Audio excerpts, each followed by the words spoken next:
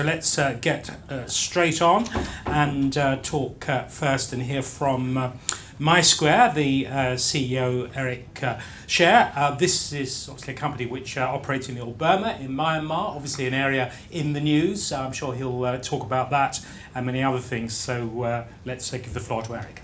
Thank you, everyone. I appreciate the opportunity to come here and speak and give some additional information on the company, and then also look to answer some of your questions.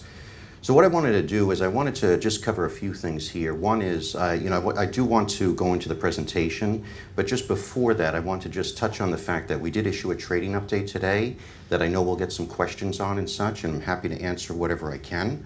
So we will go ahead and be addressing that in the Q&A, so I'll be happy to go ahead and go through that. So I don't want anybody to think that we're not going to go ahead and answer any questions and such, more than happy to. But what I want to do first is just go through the presentation that the folks here have been kind enough to go ahead and set up and arrange for us, and give you a little bit of background on this. I'm also happy to answer some questions on Myanmar. I've been working in Myanmar for a number of years. So we have a significant amount of information, not just on this, but also on the country and other things that we're happy to communicate to everyone here today. But starting with the company here, let me go ahead and talk about who we are and MySQUAR. So MySQUAR, as we talk about, is we're a consumer technology company.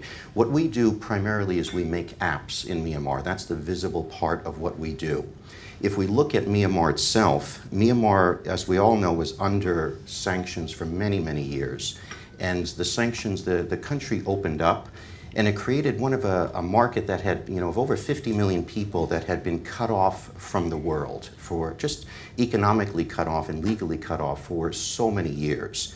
So what they created was an opportunity where you had a very large number of people, that there was a technology generation leap. You were working in a country that had less than 2.5 million phones at the time, out of a population of over 50 million people. SIM cards cost back then hundreds of dollars. So when we first looked at this, when it started opening up, what we looked at was some of the points here. If we look at this here, we can see that there's a youthful population. It doesn't specific here, but actually 47% of the country is 24 years and younger. So there's a huge youth population in Myanmar. Right now, mobile phones are so prevalent.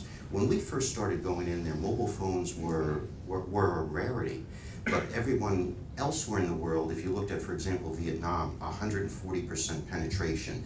In Myanmar, obviously a small fraction of that. Currently, we're approaching a significantly higher number. It's not at 100% yet, but it is getting close to that. So the smartphone has become the access, the choice method of access for the internet, for the youth and for the citizens of Myanmar, which makes it something that is an opportunity in the country that just didn't exist anywhere else. And what I mean by that is you had people moving from, again, not having anything to going ahead and being able to take advantage of the latest and greatest technology. Because remember, at the same time, there were no legacy systems. So there were no things that people had to be backward compatible with. They couldn't go from, they never went to like the old Nokia flip phone or the Nokia 900 that I had. They went straight to the latest and greatest smartphone. And the other thing that occurred is with China being there was so much trade with China, they pushed down the price of the smartphones. So you can buy a very capable smartphone in Myanmar for about $35, $40 that does pretty much everything that a new Samsung might do. It might not do it as fast, it may not do it as flashy, but for the basic things it can do. But for part of this with the country at the time, only 5% of the population spoke English. And as a result, there was not a way to communicate. So what we wanted to do is we wanted to bring things to the people that would help the people and that we could bring to them at no charge, and then look at how we could go ahead and monetize at a later time. So the first thing that we looked at was, how do we gain users in the country? So if you have a country where 95% of the people speak a language that essentially no one else does, and it doesn't exist. It wasn't one of those things, why you do a pull-down menu when you sign up for, you install a new software? The Myanmar language was not one of those. It wasn't there. So you could not load something on your computer and select the Myanmar language. So what we decided to start with was a chat app. Let's go ahead and look and let the people chat, talk to each other, work on this platform of the mobile phones that were going out so quickly and start getting communication going. Give them the opportunity to speak to each other, and just like really everyone was doing in the West at the time with Viber, with WeChat in China, with WhatsApp. And that's what led to so many users and so many users downloading the software, where we have so many, millions of downloads of our software at this point. Now, we had to go ahead and do this we had to look at other aspects, because sometimes people, for example, they look at the MyChat app on, if we look at Google Play, I think right now it shows 500,000 to 1 million downloads. Now, the thing is when you're working in some of these countries at the time, for example, the Chinese-made phones, they were not allowed. Huawei phones, for example, could not at the time. They couldn't access the Google App Store. So how did they get that software? They would go to other sites that here in the West we don't use really at all, because it's so transparent and it's so easy to use the Google Play Store and update everything. But over there were third-party sites where you would download the APK file, essentially the program file that would then install it. So a lot of these downloads we would have to put on these other sites, and the downloads would come from there. Or, for example, if I had it and you had it, we could swap, and I could transfer the file directly to you, which was also a way that the Myanmar people did it, because it reduced the cost significantly. They didn't have to use their data plans. So it allowed us to really build a very, very good foundation, which, originally what we want to do with that, and we still want to do, is you monetize that foundation through advertisements and such. When you have foreign firms such as Coca-Cola coming in, they want to go ahead and advertise, and they're looking for ways to get that, good information out to the people, and they want to do it in a targeted fashion. So if we look here, some of this here, right now, mobile phone penetration, it says here, is about 93%. 80% of the phones are smartphones there, which is what is necessary to run our apps. So that gives us a huge opportunity, a huge foundation, technical foundation in Myanmar. So here on this slide, it talks about the different market potential that you have there. Now, the nice thing, when you're working in a country that was cut off from the world, there's market potential everywhere, because it's a blank slate. It's a clean canvas, so to speak. You have to focus and pick the things that you feel will be the most successful, for the company. Now, as you do that, of course, some things don't work. Some you try, they don't work. You move on to the next one, and you go ahead and find out what's best for the people, as far as what's most accepting, what they enjoy, and what is popular. Again, 47% of the people are essentially young people. And young people in Myanmar, they like the same things that young people like in other countries. They love the games. They want the games. They like to play the games. Everybody's, playing on the computer. Everybody's, playing on their smartphone, working on these different things. So what we said is, let's go ahead and put together with MySQUAR a platform of apps that we can leverage off each other, and that will come together and integrate into a nice, smooth platform. So if we look here, we can see some of the pieces that we've put in place. MyChat, we have MyGame, if we look over here, we talk about the online advertising. Mingla Barmorni is a news aggregator. We're the #1 news aggregator in Myanmar right now. So this is a local language one. You'll find with a lot of our apps, and it's things that on our sites, if you go to them, they're not in English. They're all in the local language. Often people ask us, why don't you do an English version of it? And the answer is, look, that's not our target audience. There's plenty of things. There's plenty of games for you and your kids to play out here already. You're not our target audience, essentially. Our target audience for these are the Myanmar people who do not speak English. So we aggregate the news in the local language. It gives us a path. It draws people to that. We can advertise our games. We can encourage downloads on those pieces. Now, of course, as a company, we want to look at how we monetize these things. Because in the end, look, you're all investors, or you wouldn't be here. You're all investing or evaluating investing into MySQUAR because you want to make money. You want to invest, you want the company to go ahead and have the share price go up, and you want to go ahead and turn a profit. From our standpoint, how we do that, There's a couple ways. One is you need to have users. Originally this was essentially like a land grab. If you look at some of the companies, so many of the companies out there in the technology world, they're focused on users, and users growth. We've been fortunate in that we've had very, very successful user growth in Myanmar.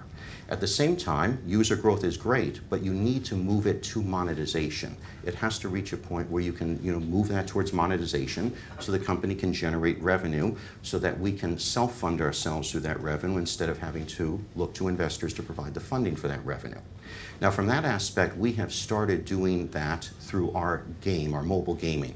And I have to be careful not to say gaming because that tends to mean gambling over here in the UK. So when we talk about gaming, sometimes we mean mobile gaming is what we're referring to.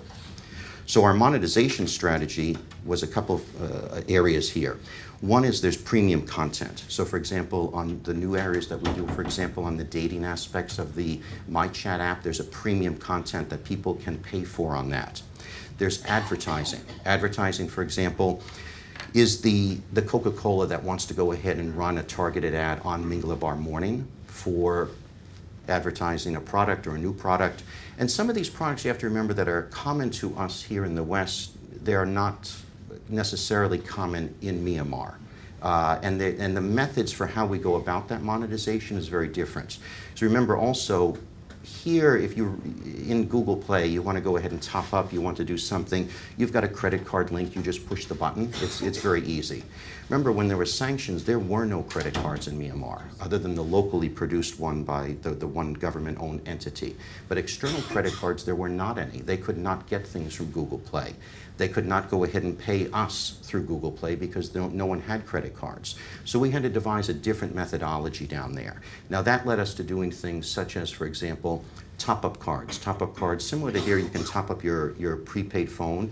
You would top up to an account, and then we could go ahead and debit that account for premium content on the games. For example, someone wants to level up. Someone wants to move to another level, they need more gems, they need more of this, they could buy this piece. Those are the things that generate revenue.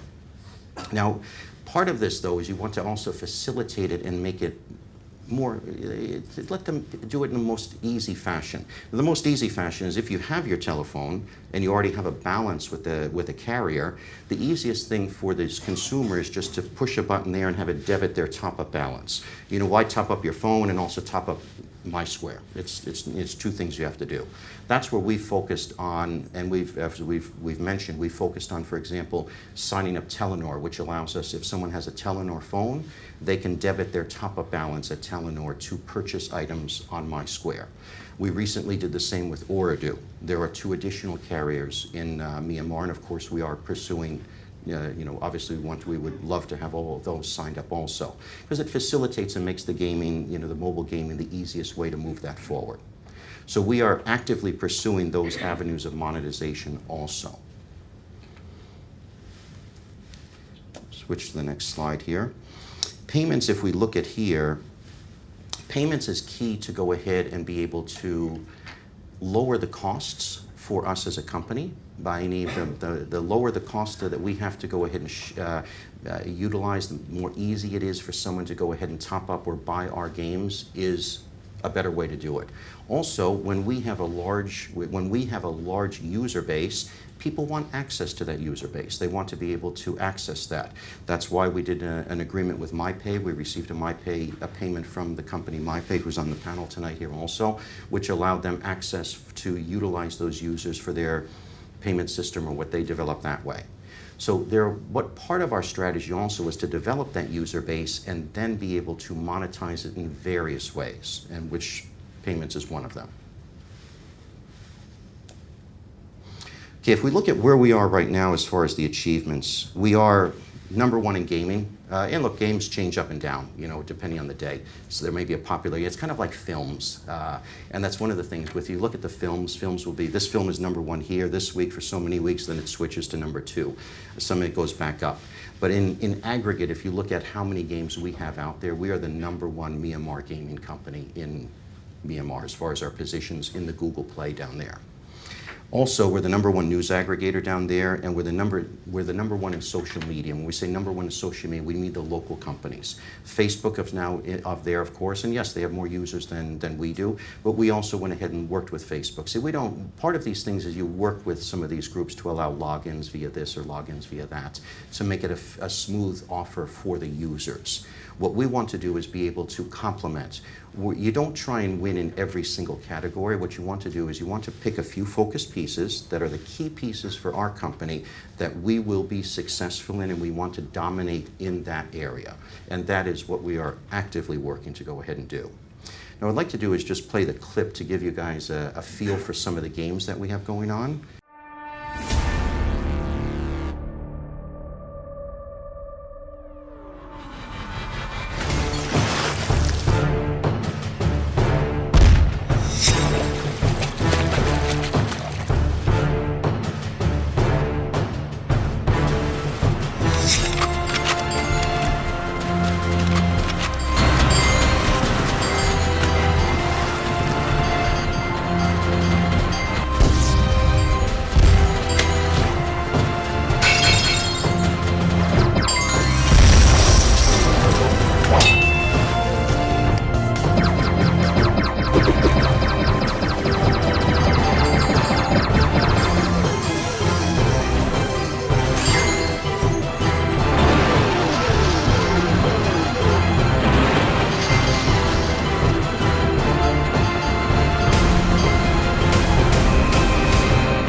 Now guys, some of these games may not appeal to you. It may be a different age bracket, but I can tell you for sure, many of these games, there's people who love one, they may not like another, but there are so many that the youth enjoy.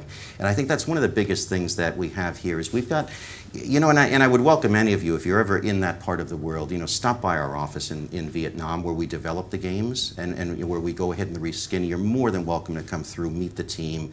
We've got, you know, we've got dozens and dozens of young people there. We've got over 100 people working there that are just, you know, they're youthful, they're full of energy, and they love what they're doing. And that's the nice environment, because you see that, and they're actually doing something that's so helpful, because the games here, people can download for free in Myanmar. You know, they don't have to, it's a freemium model. They can download the games, they can play them.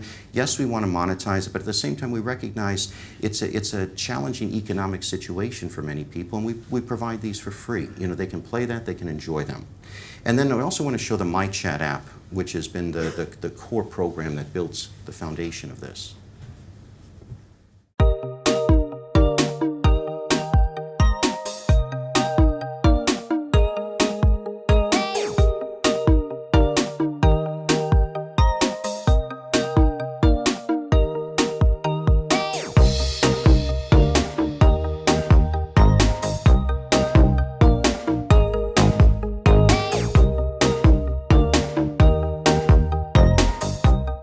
And again, MyChat, all of these things, most of these for the most part, you can download here and check them out yourselves and play with them. You reach a certain point where they just, you know, where it does switch to the Myanmar language, and then it gets a little challenging. It's interesting, you know, my brother's, you know, I think 14-year-old daughter, he couldn't get past the Myanmar point. He gave it to her. She was playing the game about 60 seconds later, because it's just, it flows, you know, even without understanding the language. The youth love and thoroughly enjoy the games. Okay, so let's look here. We're going to, what I want to do here is on the mobile money, on the mobile payments, this is something that eventually we want to go ahead from a MySQUAR standpoint. We've discussed, you know, previously. Mobile payments are something that are necessary. There's something that, as countries evolve, there's always transactions for mobile payments, and we want to be looking to be able to take advantage of that so that people can buy things on our platform at MySQUAR. Here's some of our offices here. As I said, you know, if you're ever in Myanmar, if you're ever in Singapore, surprisingly, a lot of UK citizens, amazing how many people have visited Myanmar. You know, we talked to some was 20 years ago, some was 5 years ago. I see Barry, who's been there multiple times to Myanmar. It's a wonderful country. It's a beautiful spot. There was a recent article in the Telegraph, I think, talking about how so much of the country is based on hospitality now. It's a great source of income for people, you know, locally. So anything on that, it's a great opportunity. You're more than welcome to stop by and see things for yourself at our location. So on that, I want to open it up for the Q&A. Excellent. Okay. Just while we're getting questions, you've not mentioned, of course, the problems with the Muslim minority. You mentioned a lot of your operations are in Vietnam, so I suspect they're well away from the troubled area. But there must be some effects, even if they're secondary effects, on your development, on attitudes to a commercial company. Can you just say something about that? Yeah, sure. I mean, it's very sad what's going on. It's very sad with that the situation that's occurring over there. In that, but at the same time, it's something that is, if you're in Myanmar, is a very large country, and this is those areas there. It's a perception effect here more so than an actual effect commercially within the country. 99% of the population, I would say, live outside of that region, and those are normalized areas. If you look at, the Foreign Office, I think, described it as displacements. They described it as civil unrest. I'm not a diplomat. I'm certainly not a politician. But on your news platform, are you restricted in what you can say about that? No, we've never been. We are a news aggregator, but we have never been asked. For example, the government has never asked us for information. They've never asked to monitor information. They've never told us, no, don't put this on the news aggregator. We've never been restricted in any way. Any questions, particularly about the trading statement? Yes, one over here. I was about to just ask that. Could you discuss the trading statement and also the very aggressive share price movement today, and also any comments about the horrific comments tonight on the share profits comments platform on my phone, which I presume you've seen? Yes. Yeah, these are comments by Tom Winifred. I wanted to look them up, but he takes money off you to read them, so he's not silly. So I haven't read them in detail, but he's been incredibly critical of your strategy and your company. We won't go into everything he says, but essentially, what is his criticism and how do you respond to it? Tom Winifred he's obviously a well-educated, well-read individual, and he has his opinions. I'm not here to, I guess, really argue with him. I'm more here just to discuss what we are presenting here and what we're doing. Related to the trading statement, we released that today. Obviously, we're not happy that the price went down. We're not happy at all. We know many of our investors are not happy with that either. I don't think it reflects where the company is and where it's going. We have a lot of confidence in the company. We've worked at Myanmar for so long. We've seen all the things that are going on there, and we've seen the changes. So what happens is when you see it go from here to here, and and it's always difficult when I'm in these, when working in a public company, I'm always told before, you can say this, you can't say that, you can't say this. So I want to say that I'm very enthusiastic about the future of the country. I'm very enthusiastic about the potential of the country, and I think that I think that MySQUAR is going to do very well. You did mention in the statement no third-party apps have been developed in the period. Maybe the market is a bit nervous. They think that things have come to a halt. So when you that's a good question. Improve that? Yeah, that's a very good question. Before you answer that, Yes, sir. As you say, I've read the statement 4 or 5 times, and I couldn't understand what the aggression in the share price. And I thought to myself, is that app situation relevant? I was speaking to Gary before, and it doesn't seem to be that relevant or that. I think let me describe it this way, or let me give this, describe it this way. We are doing, our core business is the development, is what I've described here, which is the development of these apps. Now, we have an office in Vietnam. First let me step back and say, why did we put that office in Vietnam? When Myanmar first opened, the ideal choice would be to have that development office in Myanmar. But at the same time, when you're dealing with a country that didn't have really any smartphones, didn't have cell phones, you can't find experienced people, experienced programmers there. So there was not the personnel at the level that we needed to develop the apps.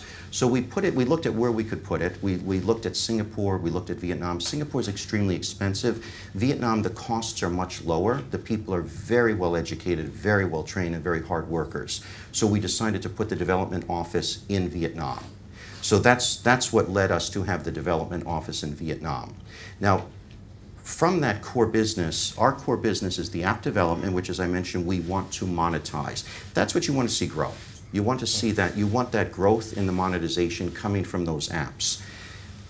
Will you need to raise more money, though, before you can actually bring more infrastructure, whatever you want to call it, or on stream, so that you can actually make that revenue? Well, you have to strike a balance. Okay, if we look at it, for example, if you make if you're a filmmaker, for example, you produce films. And yes, the film comes out, it can be a hit, then it slowly goes down, but you'll still get residuals. It's going to be on HBO, it's going to be playing on television, and that will come on. I mean, certainly, look, if I removed all the development staff tomorrow, what would happen? So your profits go up, your bottom line goes up. Why? Because you're not developing for the future. So you have to strike a balance between going ahead and getting the revenue and then seeing how many other areas you want to invest in and expand into and put the development in that. Another analogy would be if we've done a land grab, we want to build hotels. The land isn't making any money. Maybe it goes up in value, but it's just not generating cash. So let's say, okay, we're going to build a hotel here. Now we have this hotel. Now the thing is, okay, we build that hotel. Do we stop and just make the profits on that? Or do we build another hotel and maybe an office building, maybe some houses? Now you can't do too many things. You do too many things, you overextend yourself, which is not fiscally prudent. You have to strike a balance. Now at the same time, if you're getting an expertise in this, often people will say, hey, look, I'm building a hotel or a building here. Could you contract? Can we do that with you?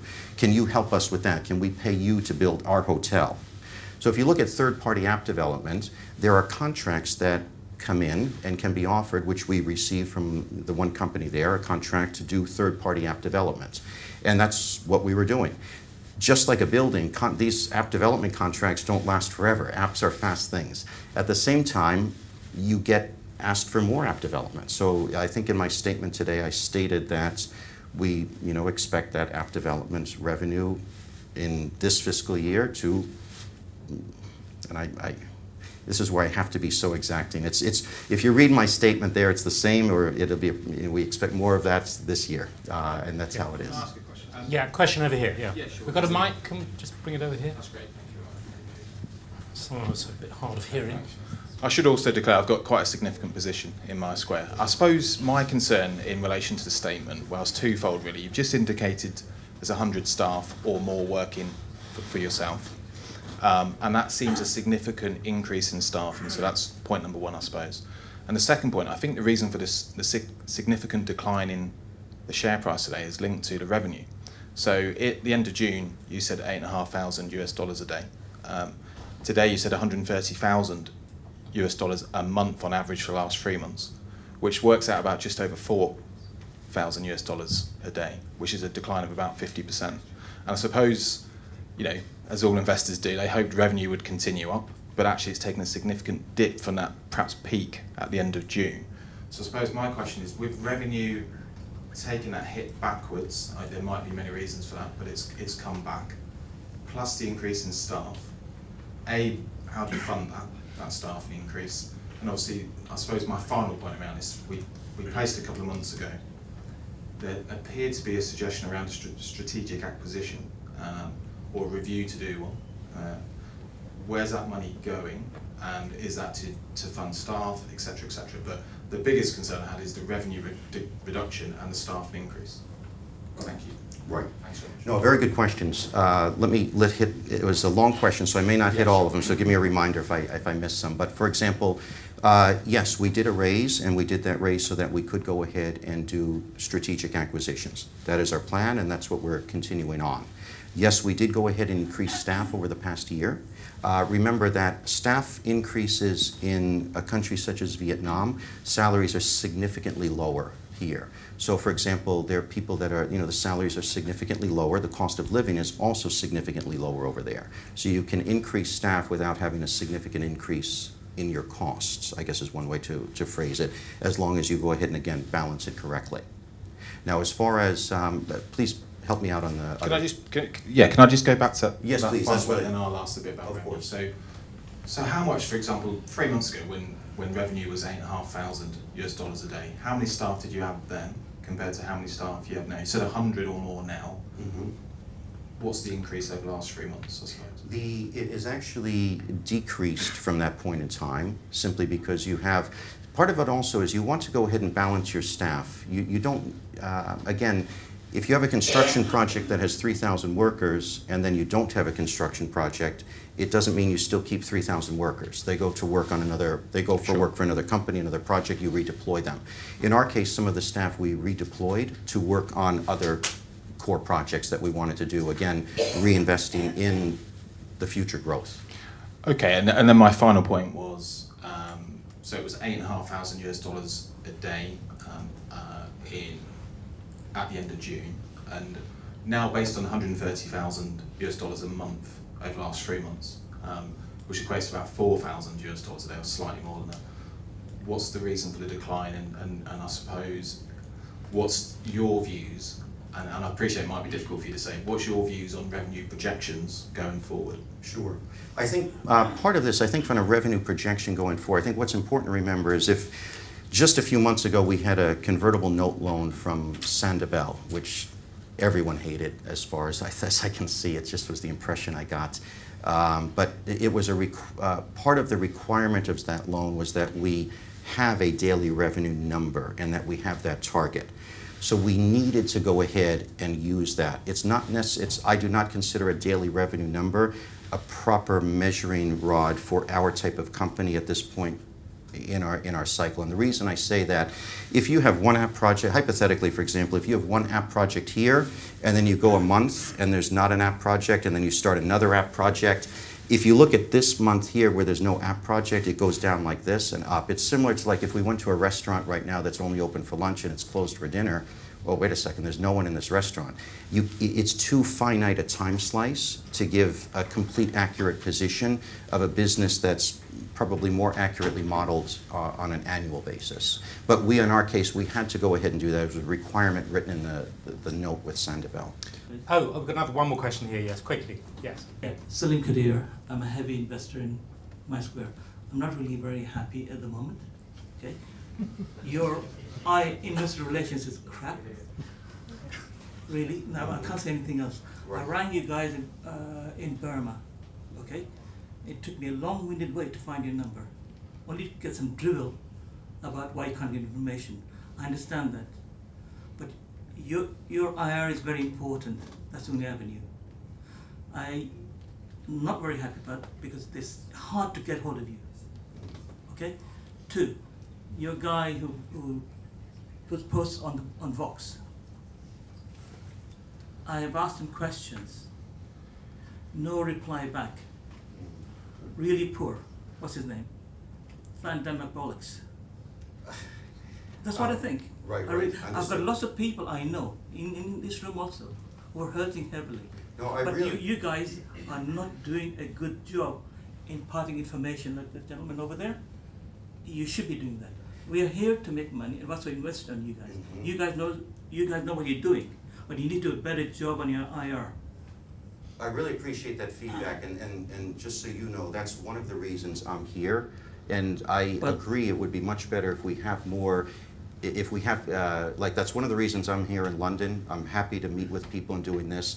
We have just this past week set up a new phone number here in Singapore. It will be added, I'll make sure you have it.